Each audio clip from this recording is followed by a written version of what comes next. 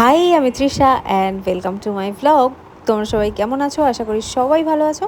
আমিও খুব ভালো আছি। আমার মনে হয় লাইফে আপস অ্যান্ড ডাউনস যাই আসুক সব ভুলে গেলেও আমরা ছোট ছোট সুন্দর মুহূর্তগুলো কিন্তু সবসময় মনে রাখি। তাই যখনই সুযোগ পাবো তখনই সুন্দর মুহূর্তগুলো কাটিয়ে নিতে হবে। যেমন আজকে আমার ইচ্ছা হচ্ছিল যে আমি সর্দারি মেরে মাছ রান্না করব, মানে দই কাতলা বানাবো। তাই জন্য দেখো হাতাখুন্তি নিয়ে নাড়ানাড়ি করতে চলে এসেছি। মানে সব রেডি ছিল, আমি জাস্ট গ্রেভিটা বানিয়ে মাছগুলো ঝোলে দিয়েছি।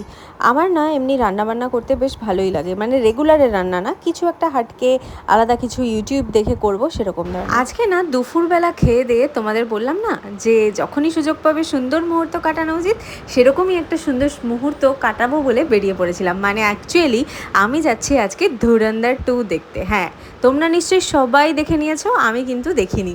ফাইনালি আজকে অভির সাথে চলে এসেছি স্টার মলে ধুরন্ধর দেখবো বলে। এটার ফার্স্ট পার্টটা আমি আর অভি মিলে বাড়িতেই ফোনে দেখে নিয়েছিলাম, তো তখন থেকেই আমি এক্সাইটেড ছিলাম যে সেকেন্ড পার্ট বেরোলে আমি তো দেখতে যাবই। বাট সেকেন্ড পার্ট বেরিয়ে যাওয়ার পর আমার আর যাওয়াই হয়নি।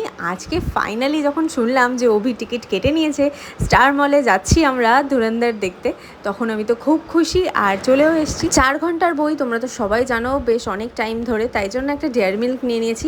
শুধু তো বই দেখলে হবে না, কিছু তো একটু মুখও চালাতে হবে। বাট একটা কথা বলতেই হয়, হলে ঢোকার পর যেটা বুঝলাম, যারা ব্যারাকপুরে থাকো অতীন্দ্রয়ে বই দেখেছো, তাদের কিন্তু যতই আইনক্স হোক এই হলটা অতটা ভালো লাগবে না, কারণ সিটগুলো একদমই অত ভালো না। তার সাথে সাথে শো টাইম যা ছিল তার থেকে আধ ঘন্টা লেটে বইটা স্টার্ট হয়েছে।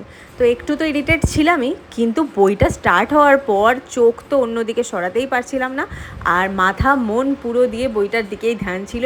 এত ইন্টারেস্টিং একটা বই, খুব মন দিয়ে দেখছিলাম। আর ইন্টারভেলের টাইমে খুব জোরসে খিদে পেয়ে গেছিলো, কারণ 2 ঘন্টা হয়ে গেছে।